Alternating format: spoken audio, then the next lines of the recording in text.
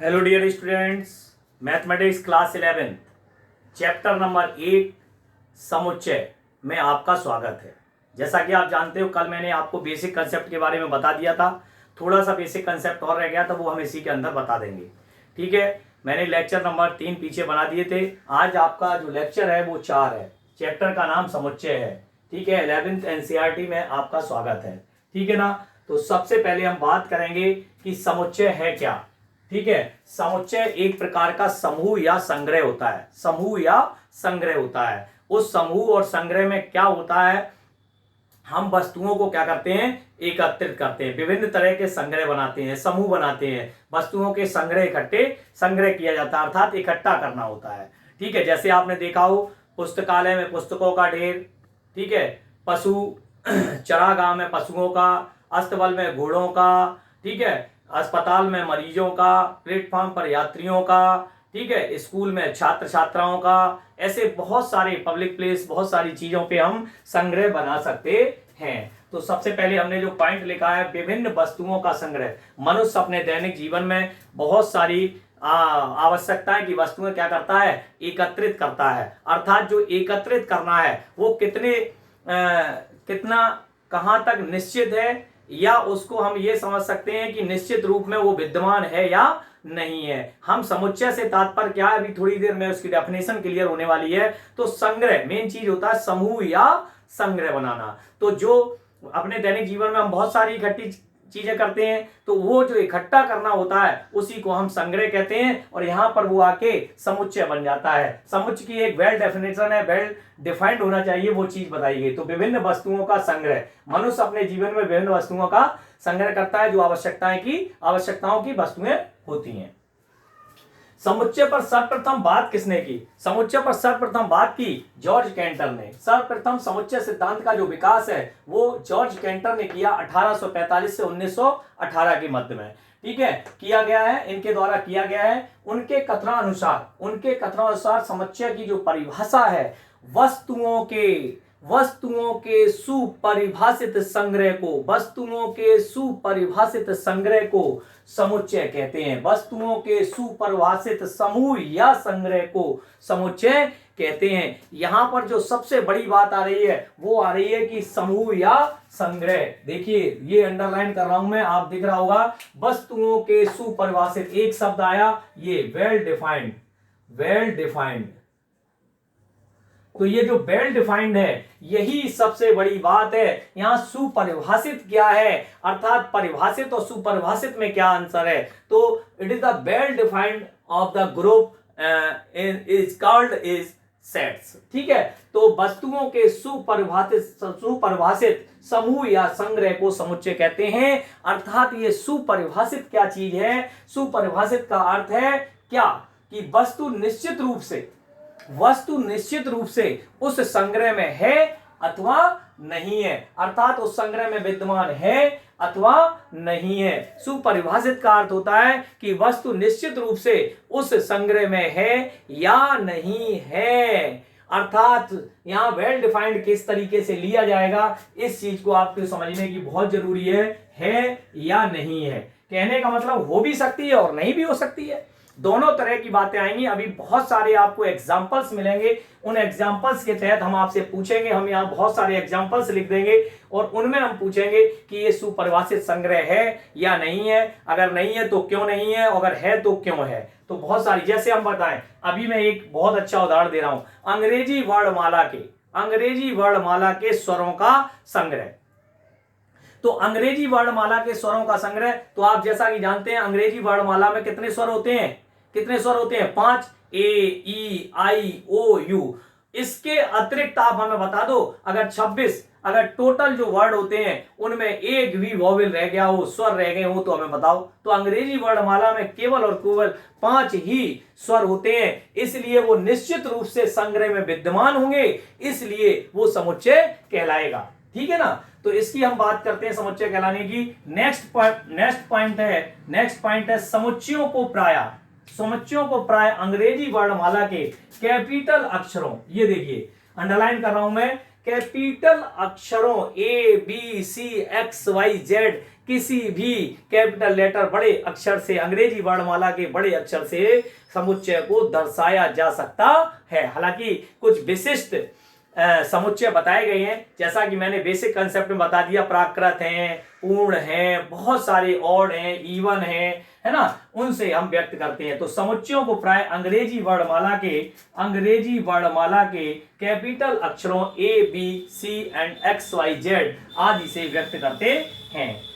अर्थात ये बात समझ में आ गई होगी आपको, अंग्रेजी वर्णमाला के ये बात आपको समझ में आ गई होगी, है ना, ये आपकी बात समझ में आ गई होगी क्या है। और जर्मन वैज्ञानिक ने, जर्मन गणितज्ञ जो थे, समुच्चय सिद्धांत का विकास जर्मन जो गणितज्ञ थे उन्होंने किया था, ये जर्मन के थे, जॉर्ज कैंटर, ठीक है ना। इसके बाद आता है जिनसे, अब क्या होता है समुच्चय में, क्या आया, जिन वस्तुओं से समुच्चय का निर्माण होता है, जिनसे समुच्चय का निर्माण होता है, वे समुच्चय के क्या कहलाते हैं, वे समुच्चय के अवयव, सदस्य, एलिमेंट, पार्ट, कुछ भी कहा जा सकता है, एंट्रीज, बहुत सारी चीजें कही जा सकती हैं। अर्थात हम ये कह सकते हैं जिनसे समुच्चय का निर्माण होता है वे समुच्चय के अवयव कहलाते हैं, वे समुच्चय के अवयव कहलाते हैं। अर्थात इनको हम एलिमेंट्स भी कहते हैं। क्या कहते हैं, एलिमेंट्स, ठीक है। तो अब आप समझ गए जिनसे समुच्चय का निर्माण, जिनसे का मतलब है जिन वस्तुओं से समुच्चय का निर्माण होता है वे समुच्चय के अवयव, एलिमेंट्स कहलाते हैं। नेक्स्ट टॉपिक आता है अवयवों को अंग्रेजी वर्णमाला के, अब अवयव आखिर लिखे कैसे जाएं, तो उन्होंने लिखा है अवयवों को अंग्रेजी वर्णमाला के छोटे अक्षरों small A, small B, small C and so on आदि अक्षरों से व्यक्त करते हैं। ये छोटी छोटी बातें हैं जो आपको समझना होगा। सेट में बहुत ही माइन्यूट चीजें हैं, पकड़ के चलना होगा। इसीलिए मैंने 2 दिन आपको 2 से 3 वीडियो बेसिक कंसेप्ट के लिए, फिर भी हमारा बेसिक कंसेप्ट अभी रह गया है, कोई बात नहीं है, मैं आगे पीछे ले लूंगा। नेक्स्ट पॉइंट आता है, बहुत ही इंपॉर्टेंट पॉइंट बच्चों, यदि x समुच्चय ए का अवयव है। मैंने कुछ भी कह दिया, हमने x लिया है, हमने x ले लिया है जो समुच्चय ए का अवयव दर्शा रहा है। क्या दर्शा रहा है, समुच्चय ए का अवयव है, समुच्चय ए का अवयव है। तो इसे हम कैसे पढ़ सकते हैं, x बिलोंग्स टू ए। क्या पढ़ते हैं, x बिलोंग्स टू ए। इसका तात्पर्य हुआ x ए में है, x ए का अवयव है, x ए में शामिल है, ठीक है, x उस वस्तु में उपस्थित है। बहुत सारे इसकी लैंग्वेज पढ़ी जा सकती है। दूसरा पॉइंट लिखा मैंने क्या, यदि x समुच्चय ए का अवयव नहीं है तो इसे कैसे लिखेंगे, तो इसे पढ़ते हैं x डज नॉट, बिलोंग लिख के उसको काट दो तो वो बन जाता है does not belongs to A. क्या पढ़ते हैं इसको, does not belongs to A, अर्थात x ए का अवयव नहीं है, अर्थात x does not belongs to A पढ़ते हैं। नेक्स्ट संकेत आया, ये बी के आकार का जो बना हुआ है ये और होता है, ठीक है ना, ये आप ध्यान रखें। संकेत लिखे मैंने, ये बी के आकार का बना हुआ है, ये और मीन्स या, आप गणित में यूज कर सकते हैं। उसी का उल्टा कर दो, उसी का थोड़ा उल्टा कर दो तो इसे एंड पढ़ते हैं। एंड मीन्स क्या होता है, और, AND, और। ये देखिए बिलोंग्स टू लिखा हुआ है और ये डज नॉट बिलोंग्स टू लिखा हुआ है, अर्थात इसका अर्थ होता है अवयव है और इसका अर्थ होता है अवयव नहीं है। तो आप देख रहे होंगे जितना भी मैंने अभी आपको पढ़ाया है उसमें आपको कहीं कोई प्रॉब्लम हो, कहीं कोई बात समझ में नहीं आई हो तो आप हमसे डाउट क्लियर कर सकते हैं। मुझे नहीं लगता है कि कहीं डाउट होगा, उसमें कुछ ऐसी बात ही नहीं है। जॉर्ज कैंटर ने विकास किया है, इनके कथनानुसार वस्तुओं के सुपरिवर्तित समूह या संग्रह को समुच्चय कहते हैं। समुच्चयों को प्राय अंग्रेजी वर्णमाला कैपिटल लेटर में दर्शाते हैं, उनके अवयवों को छोटे अक्षरों से दर्शाते हैं, वे समुच्चय के अवयव कहलाते हैं। और x बिलोंग्स टू ए और x does not belongs to A, बस ये सारी बातें थी। कुछ पॉइंट्स हमने लिखा दिए, कुछ पॉइंट्स अभी और कराऊंगा, जब तक आप इसको नोट डाउन कर सकते हैं।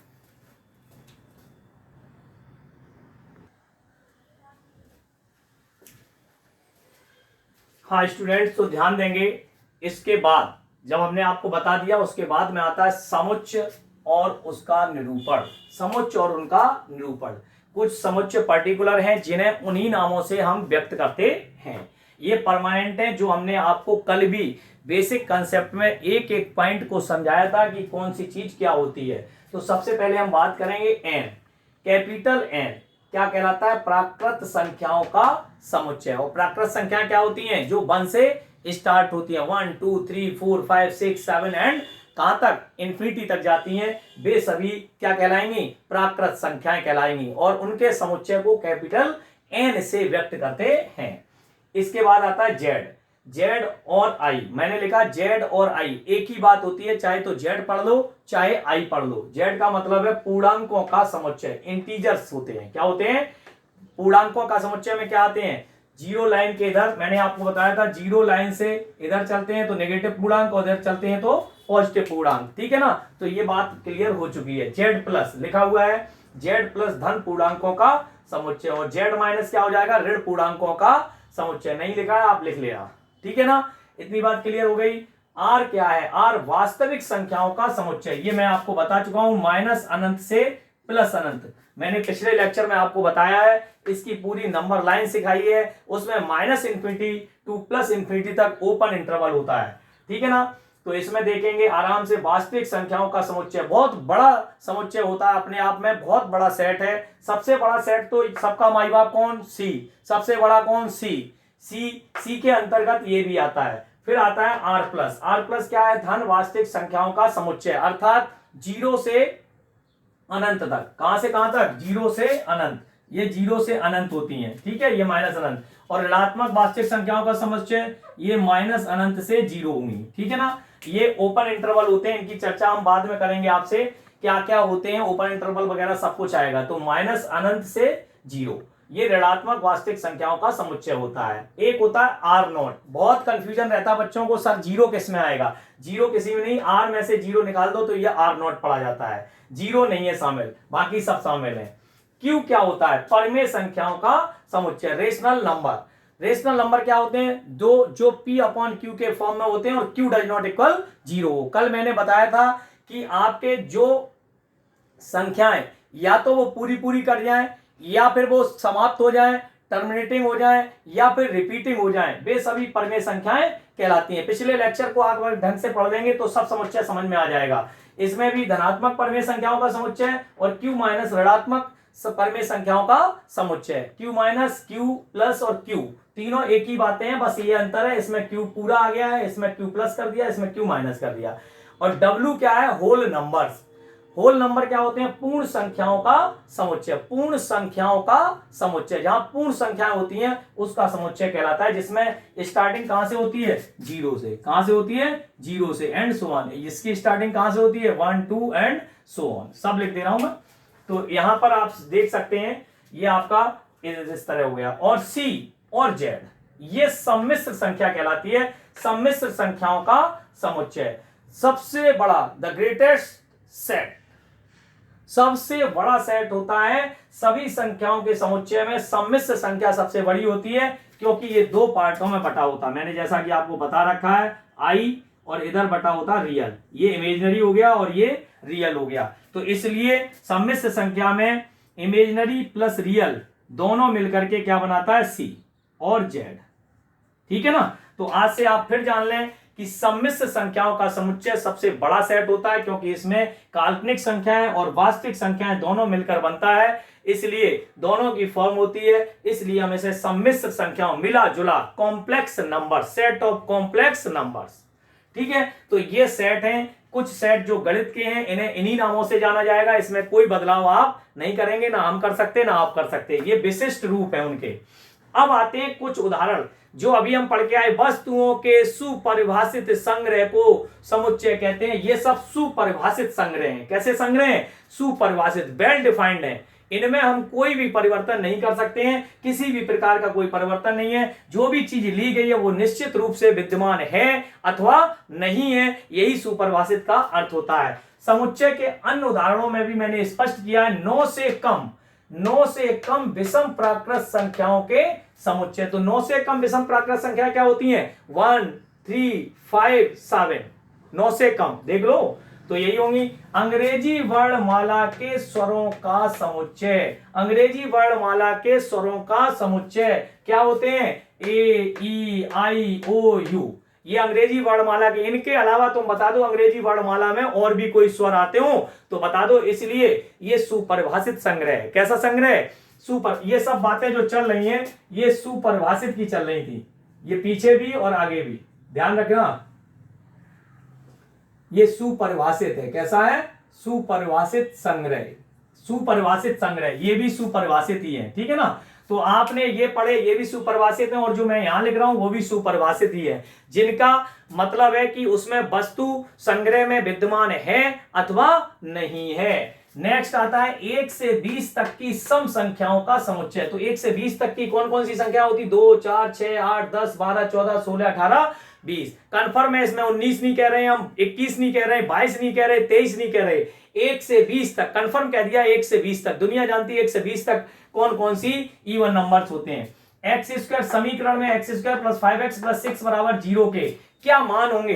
तो हमने इसके फैक्टराइजेशन किए तो x प्लस 2 और x प्लस 3 आएंगे, 3 दूना 6। तो आपने देखा जैसे ही तो x बराबर -2 और x बराबर -3, और इसके कोई भी समुच्चय नहीं हो सकते, अर्थात x के कोई और मान नहीं हो सकते, अर्थात ये वेल डिफाइंड है। कैसा है? वेल डिफाइंड है। मेरे हिसाब से तो वेल डिफाइंड है, 100% वेल डिफाइंड है। और एक ही उदाहरण नहीं है, पुस्तकालय में पुस्तकों का संग्रह। अगर हमने कह दिया पुस्तकालय में पुस्तकों का संग्रह तो आप समझ सकते हैं पुस्तकालय में तो हजारों लाखों किताबें होती हैं।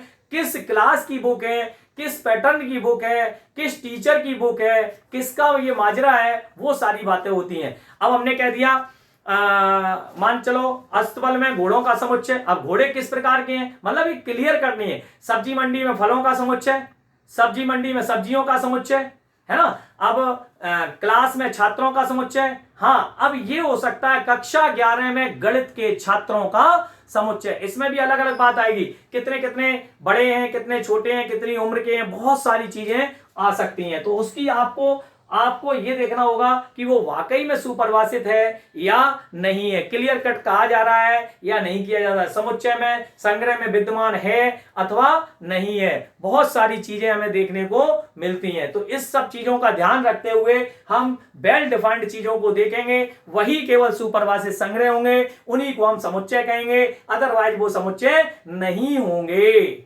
बात समझ में आ गई? अब अपना नेक्स्ट टॉपिक है आज का, इस पीरियड का अंतिम टॉपिक है समुच्चय को निरूपित करने वाली विधियां। समुच्चय को निरूपित करने वाली विधियां। समुच्चय को निरूपित करने वाली कितनी विधियां होती हैं? 2। कितनी विधियां होती हैं? 2। नंबर एक होता है सारणीबद्ध रूप या रोस्टर रूप, सारणीबद्ध रूप या रोस्टर रूप, और दूसरा होता है नियम रूप या समुच्चय निर्माण रूप। हम आपको दोनों नियम पढ़ाएंगे, थोड़ा ओरली हम बता दें। जैसे अब तक हमने लिखा है तो हमने लिखा नहीं था रोस्टर रूप क्या होता है। जैसे हमने लिख दिया AEIOU, ये हमने लिख दिया, थोड़ा नहीं समझ में आ रहा होगा। AEIO और U, ये देखिए मझले कोष्ठक के अंदर क्या करते हैं इस विधि में हम क्या करते हैं रोस्टर रूप में कि अवयवों को मझले कोष्ठक के अंदर और प्रत्येक 2 अवयवों के मध्य में को अल्प विराम क्या लगा देते हैं? कॉमा। क्या लगा देते हैं? कॉमा, अर्धविराम।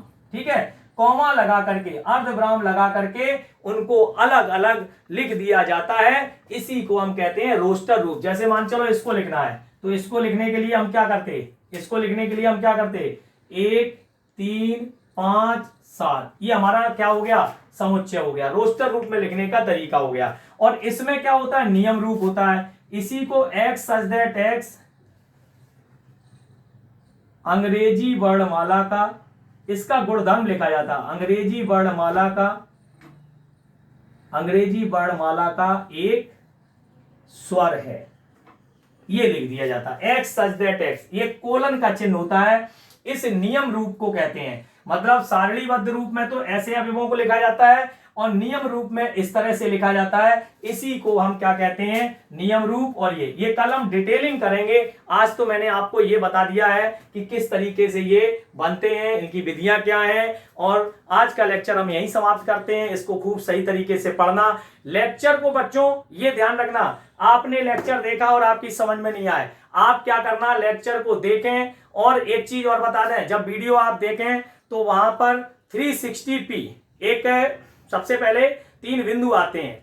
जब आप वीडियो ओपन करेंगे तो 3 बिंदु आते हैं, 3 बिंदुओं पे क्लिक करना, वहां पे क्वालिटी लिख के आएगा। क्वालिटी में 360p पर ही वीडियो देखें तो आपको स्पष्ट और सही दिखेगा। और एक चौकोर बॉक्स आता है, उसको क्लिक करते हैं तो पूरी स्क्रीन पर आ जाता है। तो सभी बच्चे वीडियो को क्लिक करके कम से कम 3 से 4 बार एक वीडियो देखोगे, तब आपकी समझ में आना शुरू हो जाएगा। यदि आप ऐसा नहीं कर रहे तो बेटा समझ में नहीं आएगा और हमसे आप कह दोगे मेरी समझ में नहीं आया। कम से कम वीडियो को 2 से 3 बार देखें, कॉपी पे लिखें, फिर उसको पढ़ें। फिर भी कोई प्रॉब्लम आए तो मेरे व्हाट्सएप नंबर पर आप संपर्क करें। मैंने कल भी लिखा था अपना नंबर, फिर भी लिख दे रहा हूं 83 85 82 1004। और सभी बच्चे जो मैथ ले रहे हैं, जिन्होंने मैथ का मन बना लिया है, जिन्होंने मैथ में स्ट्रॉन्ग तरीके से पढ़ने का विश्वास बना लिया है, वो लोग मेरे इस नंबर पर अपना व्हाट्सएप करें और अपना नाम बताएं और कहां किस स्कूल से हैं वो भी लिखें। ठीक है, सभी लोग मेरे व्हाट्सएप पर भेजें जिससे हम पता कर सकें कितने छात्र मेरी मैथमेटिक्स की क्लास ले रहे हैं। Thank you so much.